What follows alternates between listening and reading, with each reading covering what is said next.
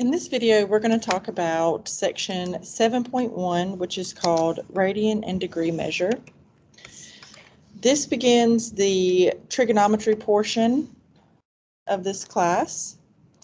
Trigonometry is the study of angles. There are two common ways of measuring angles. The most common way of measuring angles is in degrees. So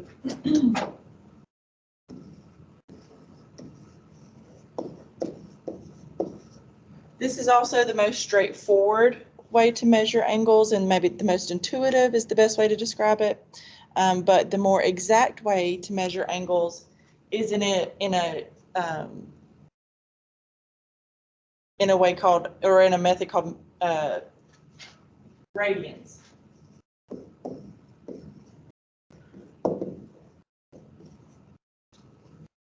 All right, so degrees and radians. A couple of important things to note about degrees and radians. Let me just tell you what their units look like whenever you write them on the end of an angle. Degrees, you're always going to write the degree symbol, so maybe your angle is something like 30 degrees, or 121 degrees, or negative 150 degrees. You always have to put that little degree symbol on your angle. So that's degrees. But when you're talking about radians, sometimes you'll see radian measures written like 2 radians. Or sometimes they'll even abbreviate it as something like -5 radians. So, but they'll write -5 RAD.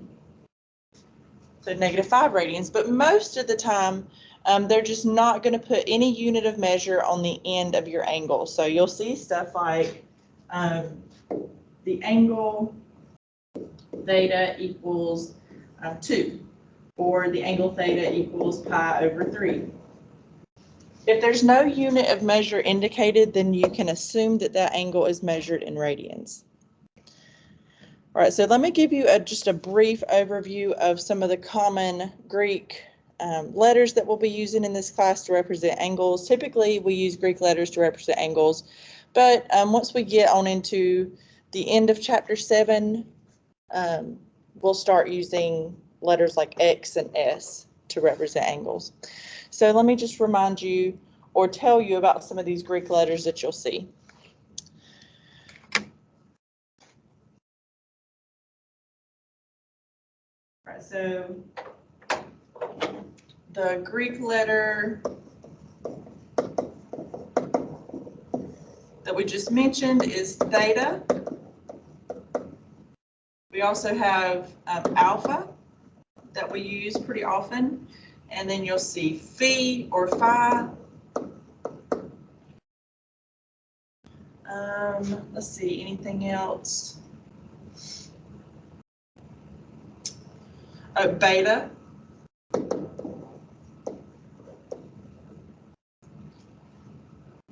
So just wanted to mention those because you'll see me using those and referring to them by their Greek name, theta, alpha, phi, beta, and that way you'll know what I'm referring to.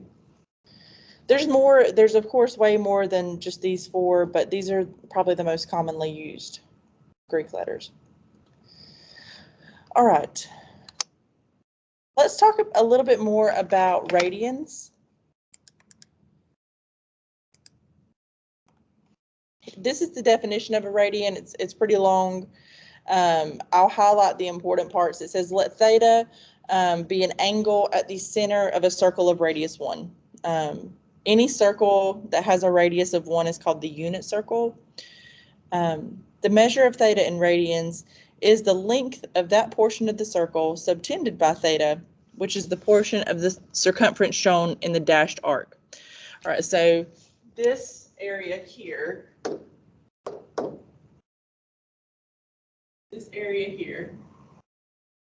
that's the radian measure of the angle theta. Subtended is just a fancy word for meaning like stretching in between. But then at the end here, it notes that this is the important part.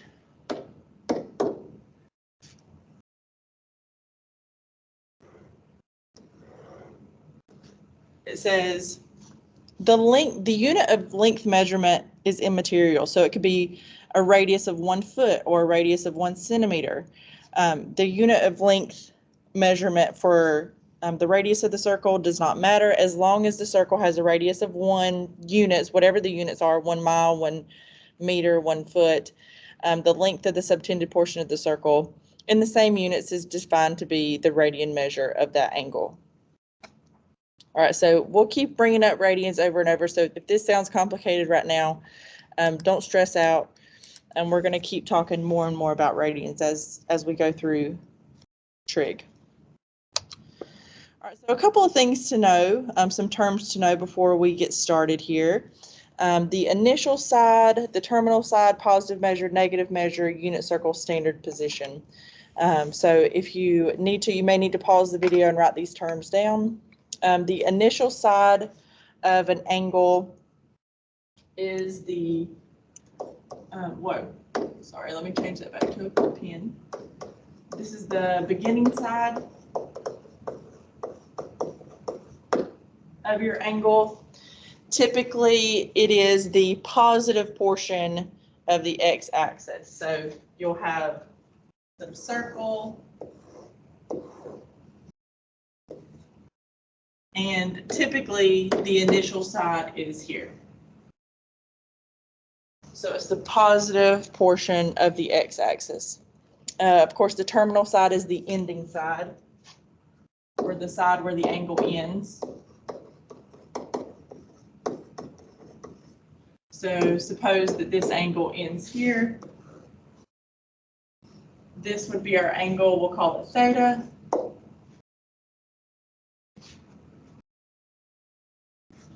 But let's talk about how do we know if this angle theta is going to be positive or negative. You may remember this from back in geometry, but angles that are positive are rotated counterclockwise.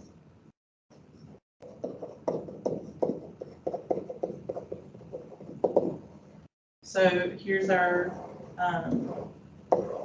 unit circle, and counterclockwise would be this way. All right, so if this angle went this way, if it had a little arrow going that way, that would be a positive angle. And similarly, let me take this off.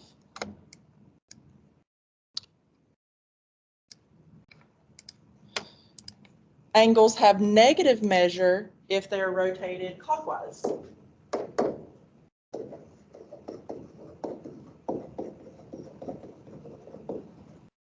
right, so on the unit circle, clockwise would be this way. All right, so again, referring to our angle theta up here, if the arrow is on the opposite side, so maybe it looks something, we would have to change this a little bit.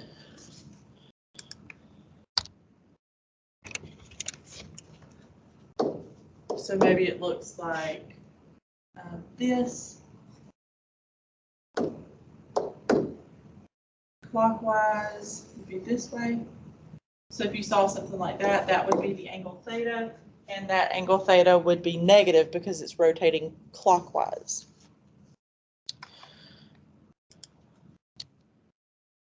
Okay.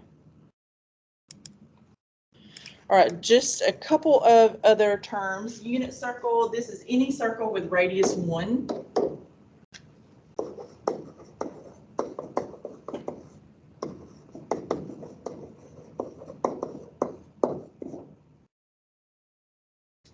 And again, it doesn't matter what the units are. It could be 1 foot, 1 meter, 1 mile, 1 kilometer. It doesn't matter. As long as the radius is 1, that is called the unit circle. And then standard position is just like we referred to about the positive x-axis. This is where your initial side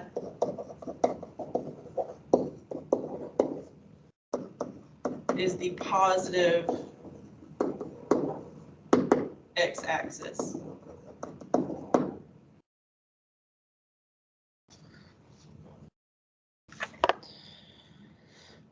So So it's the positive side of the x-axis.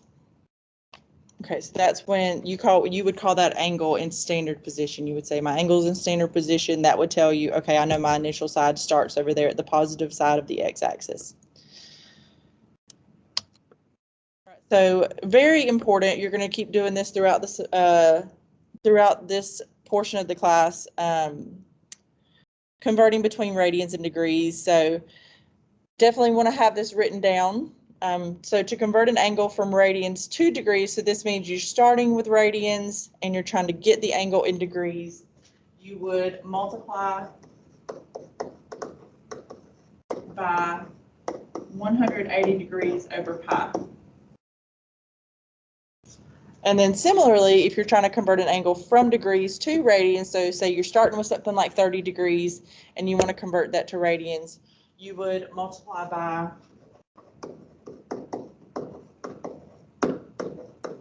pi over 180 degrees.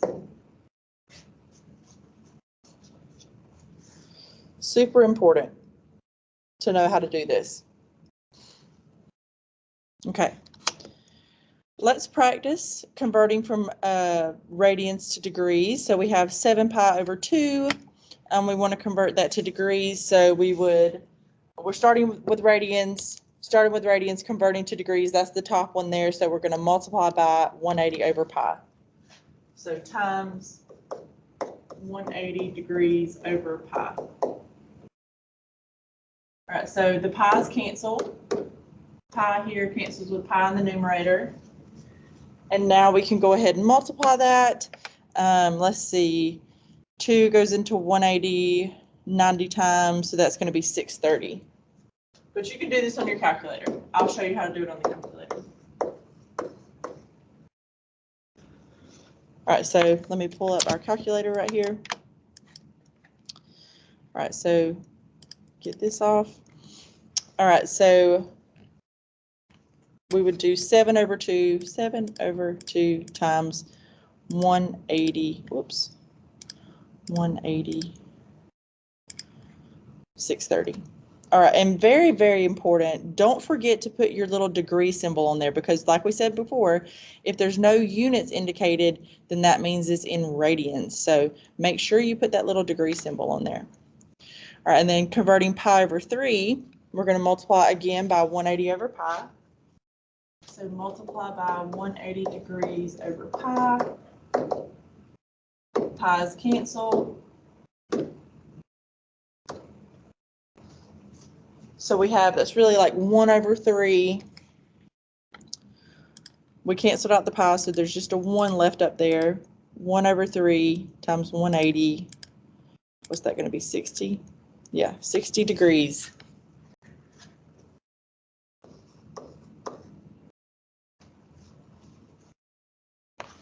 All right, and then our last one, negative 2 pi over 9, convert that to degrees. So again, multiply by pi, or excuse me, 180 over pi.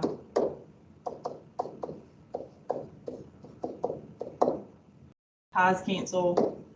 All right, so you're left with negative 2 over 9 times 180. Negative 2 over 9 times 180 is negative 40 degrees.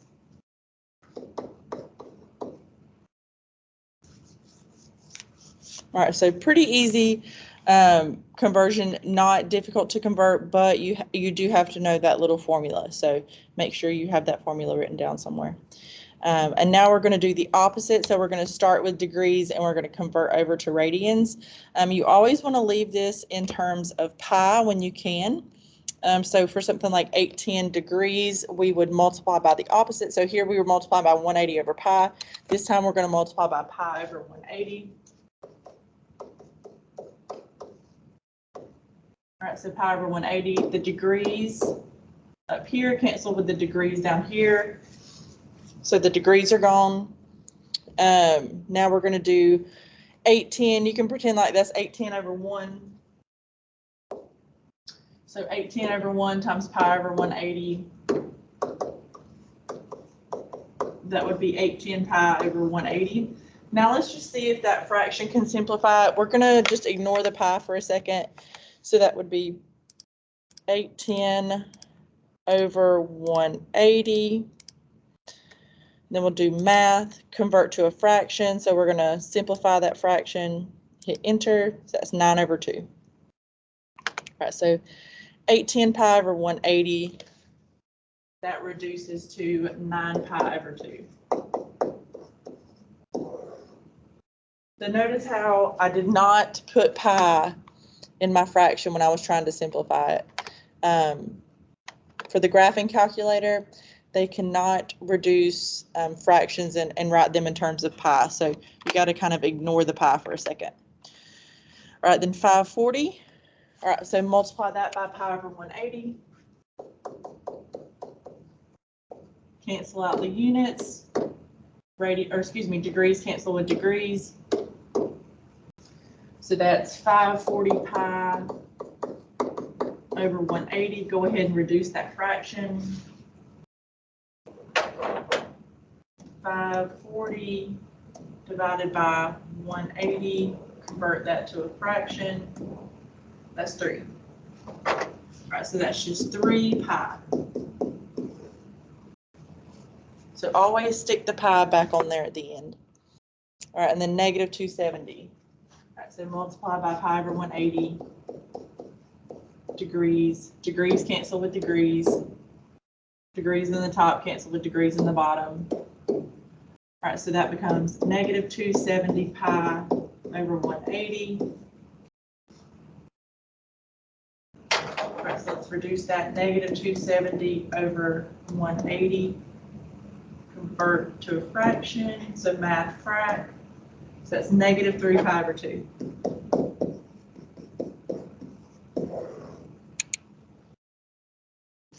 Okay.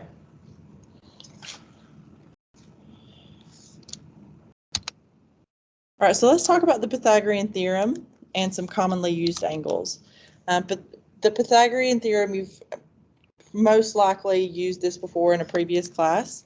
Let's make this a little bit bigger. All right, so Pythagorean theorem and commonly used angles.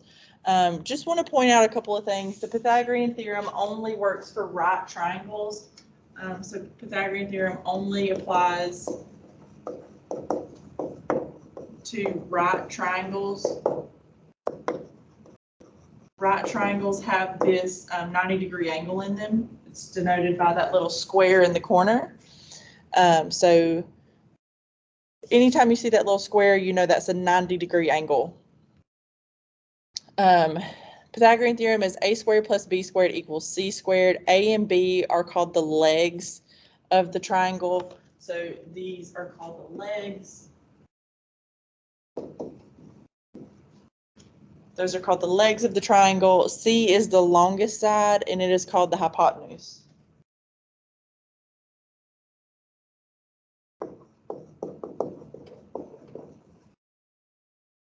And something interesting to note is that the longest side of any triangle is always directly across from the biggest angle. So in this case, our 90-degree angle, this is our largest angle because there's only 180 degrees in the triangle, which means these two angles here at the top and at the bottom, they must add to 90 as well. So that means they definitely have to be less than 90. So this largest angle or biggest angle is directly across from the longest side. All right, so that applies to all triangles, not just right triangles. The biggest side is always directly across from the biggest angle. All right, I'm trying to erase this highlighter that I wrote, but I guess I can't. All right, and then commonly used angles, just want to point out some that you'll see pop up over and over are, so we'll say commonly used angles. Anything in the first quadrant, so the first quadrant of the unit circle, so things like 30 degrees, 45 degrees, and 60 degrees, and 90 degrees. I would say those are our most commonly used angles. So you'll probably have these memorized by the end of the semester. And by memorized, I just mean like how 30 degrees in radians is pi over 6 and 45 degrees is pi over 4. So you'll probably have it memorized like how to convert between radians and degrees for those 4 angles. All right, let's look and see what else we're going to talk about here. Okay, so this is probably one of the more difficult problems in the section. It says, use the information in the diagram to determine the radian measure of the angle phi. All right, so this is the Greek letter phi.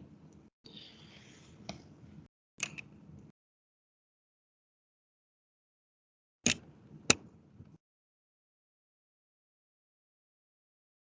don't know why my pen's not working.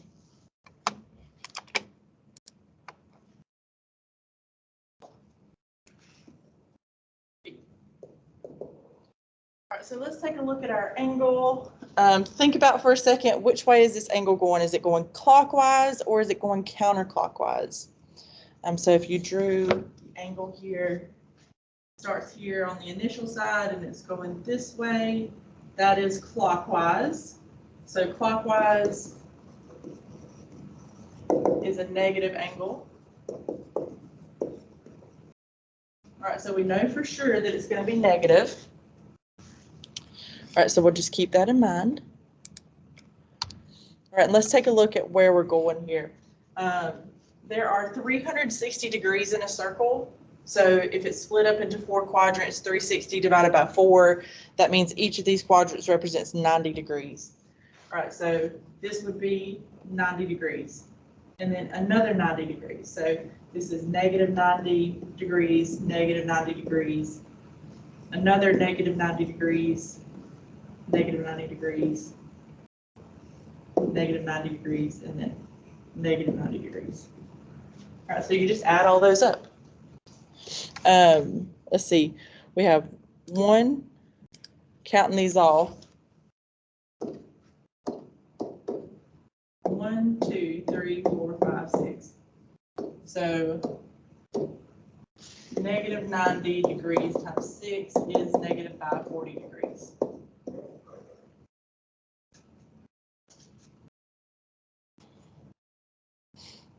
All right, so not terribly difficult, but I would say this is probably one of the harder ones from this section. We have one more here. Is this going clockwise or counterclockwise? This one's also clockwise, right? So this one is clockwise. It's going this way, which is the way the hand on the clock goes. So this one is splitting the angle right down the middle. All right, so splitting that 90-degree angle right down the middle. So what is half of 90? So if we're splitting it down the middle, we're taking half of it. Half of 90 would be 45. So that's going to be phi is negative 45 degrees. And then if we were supposed to write this in radians, we would just convert that over to radians, multiply by pi over 180. That would be negative pi over 4.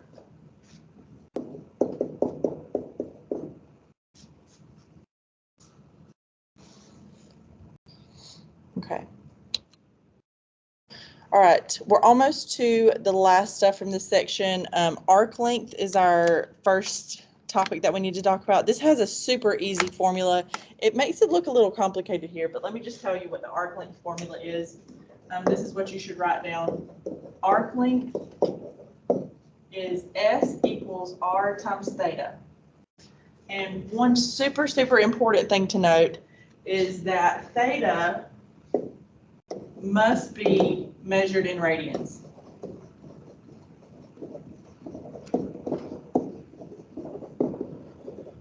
So what that means is that if they give you the angle theta in degrees, you need to convert it over into radians.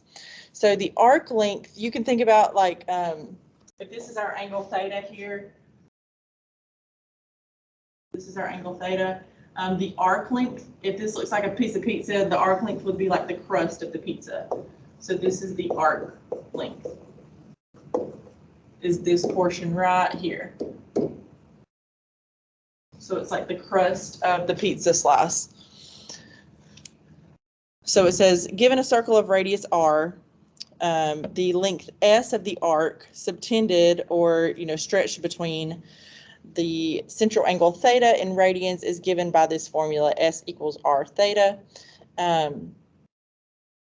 All right, so R is your radius, theta is your angle in radians, S is the arc length. All right, so let's do an example. Find the arc length of the circle with the given radius R and the central angle theta. Give the answer in the given unit of measure. So we got to make sure and put units in our answer. All right, so if the radius is 20 feet and the angle theta is 7 pi over 6, this angle is in radians, so we don't need to convert anything. We'll just plug it into our formula.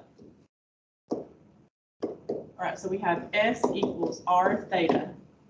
All right, R is 20, theta is 7 pi over 6. And I think we're supposed to convert or write these to 2 decimal places, round these to 2 decimal places.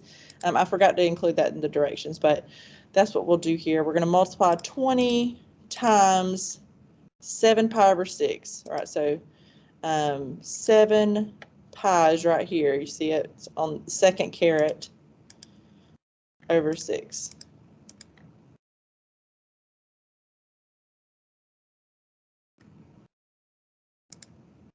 You didn't have to put the parentheses around that angle 7 pi over 6.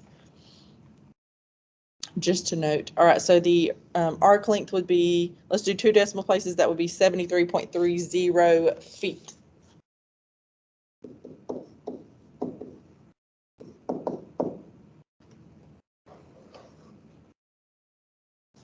All right, and then for part B, we have the radius is 50 kilometers and the angle theta is 150 degrees. So that angle is given in degrees. We need to convert that to radians in order for our formula to work. All right, so convert 150 degrees to radians. All right, so try to flip back in your notes real quick. Think about what we would multiply by to convert this to radians.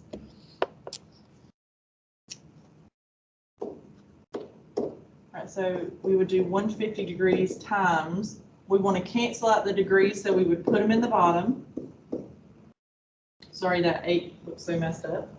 Degrees, cancel the degrees. All right, so that's 150 pi over 180. Let's see what that reduces to. 150 over 180. Oops, not alpha, math. Convert to a fraction, that's 5 pi over 6. All right, so 5 pi over 6. Okay, now that we know what our angle theta is in radians, we can go ahead and plug everything into our formula. S equals R theta. All right, so that's R is the radius, that was 50 kilometers. Times our angle theta, 5 pi over 6. All right, so let's plug that in. 50 times 5 pi over 6. And there you go. To 2 decimal places, that would be 130.90. And our units are kilometers.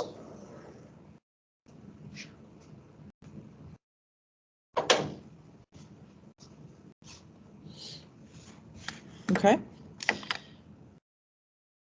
And let's see. Our last one here says, find the radian measure of the central angle theta given the radius R and the arc length S transcribed or subtended by theta. Right, the exact answer, do not round. All right, so we're looking for the angle theta. We're given the radius and the arc length. All right, so let's write down our arc length formula. All right, so off to the side, I'm going to write what we know. We know S is 16. We know R is 31. Plug those in. We have 16 equals 31 times theta. All right, so to solve for theta, just divide both sides by 31. Then we have theta equals 16 over 31. And of course, this would be in radians. You don't have to write radians. Again, if you don't write any units, we assume that it's in radians. But just to make it clear that that's an angle, I wrote the little radians. All right, so that's everything for this section. If you have any questions, you can let me know. Otherwise, I'll see you guys in my next video.